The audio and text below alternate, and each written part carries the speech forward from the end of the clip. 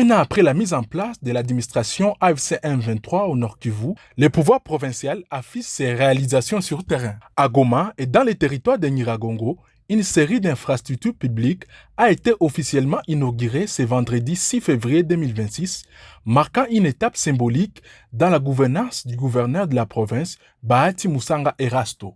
Du parquet public d'Endosho au grand collecteur d'eau du rond-point Bédégel, en passant par Bouéné dans les territoires de Nyiragongo et à la Petite Barrière, les autorités politiques et administratives ont sillonné la ville et ses environs lors d'un véritable marathon d'inauguration, sous la conduite du coordonnateur politique de l'AFC M23, Colonel Nanga. En marge du premier anniversaire de la gouvernance du gouverneur Bahati Musanga Erasto, la coordination de l'AFC M23, conduite par le coordonnateur politique, Colonel Nanga, son adjoint Bertrand Bissimois, accompagné du gouverneur du Nord Kivu, de deux vice-gouverneurs, Willy Manzi et Shadrach Bahati, du maire de Goma, Julien Katembondaleni, et de son adjoint, Désiré Ngabo-Kisuba, ainsi que du gouverneur du Sud Kivu, Patrick Boussou-Bangui, a procédé à l'inauguration de plusieurs ouvrages publics réalisés par le gouvernorat du Nord Kivu. Le marathon a débuté au parking d'Endosho, nouvel espace public destiné à la désengorgement de la circulation urbaine. La délégation s'est ensuite rendue en Ndosho pour visiter les caniveaux construits afin de faciliter l'évacuation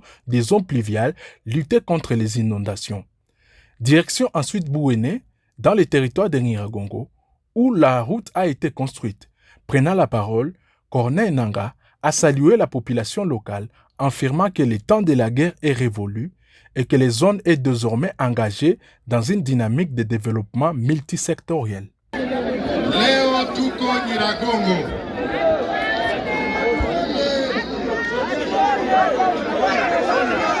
Tunawapatia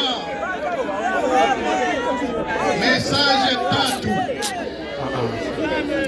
Tunafika kuambia kushukuru Mungu kwa ya kwanza. Ya pili, tunawatakia pole juu ya vita. Juu Nyiragongo hapa ndio kulikuwa vita ya kafu. Tunawaambia, chama inawaambia pole, ni pole sana.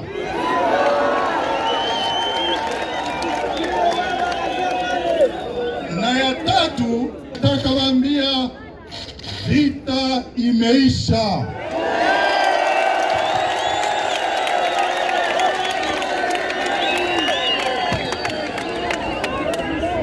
Sai na nguvu ya ba autorité militaire, sécuritaire na ya province, sai simuko mnasinzia, usalama inarudia. Kwa hiyo tunawapatia felicitation.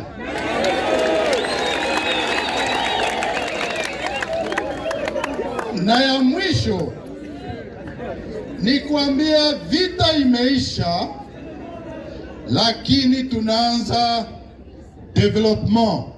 La tournée s'est poursuivie à la Petite Barrière avec l'inauguration d'un parking public avant de s'achever sur l'axe rond-point Biréré, rond-point Bédégel, où un grand collecteur d'eau a été mis en service pour l'amélioration de l'assainissement urbain. Clôturant ce marathon, le coordonnateur politique a remercié la population de Goma et des territoires dits libérés pour leur accompagnement du gouvernement Bahati Musanga Erasto. Il a salué l'implication du gouverneur du Nord Kivu et du Sud Kivu, des autorités locales, maires, bourgmestres et administrateurs du territoire, ainsi que du secrétariat permanent du mouvement.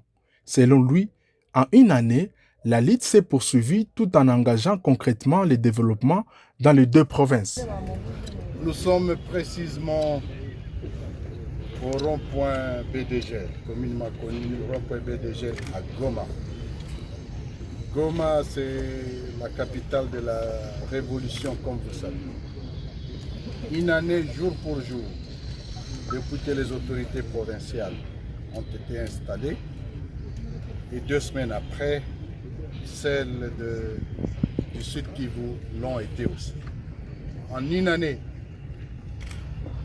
nous poursuivons la lutte nous poursuivons la libération, mais concomitamment, nous avons engagé le développement. Coup de chapeau à nos autorités provinciales, les deux gouverneurs ici présents.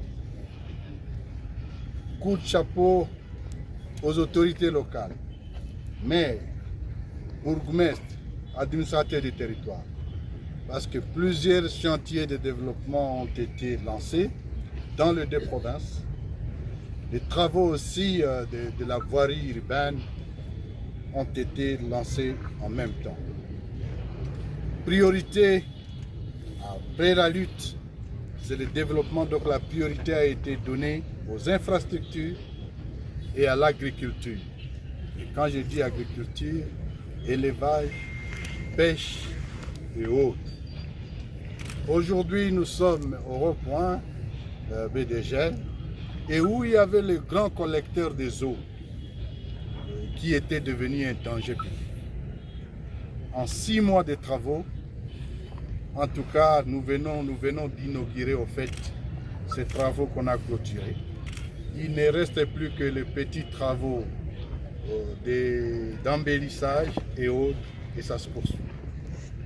Mais il y a lieu de retenir aussi qu'au Nord Kivu, des grands travaux ont été lancés principalement en ce qui concerne la route Goma-Walikale, en passant par Masisi-Zone ou Masisi-Centre.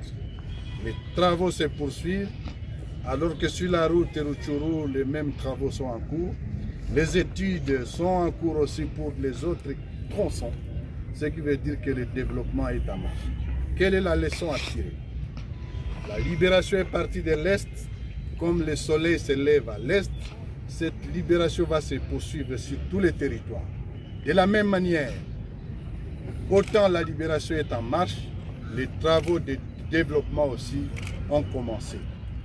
Ceux qui sont à Kinshasa, les pleurnichards, nous les appelons ici à Goma, Nawaïta Kalialia.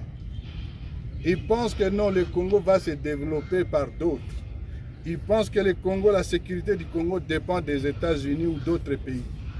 Nous ne sommes pas des pleurnichards, nous sommes des responsables, mais en même temps, nous constituons désormais l'alternative pour le renouveau du Congo. La journée s'est conclue dans une ambiance festive au stade de l'Unité avec des rencontres sportives. L'AS Kabasha s'est imposé 1-0 face à l'OC Mongano, tandis que Dalikre Virunga a dominé Bilombe sur un score de 3-1. Entre discours politiques, réalisations visibles et ferveur sportive, cette journée aura servi de vitrine à une gouvernance qui se veut désormais se raconter par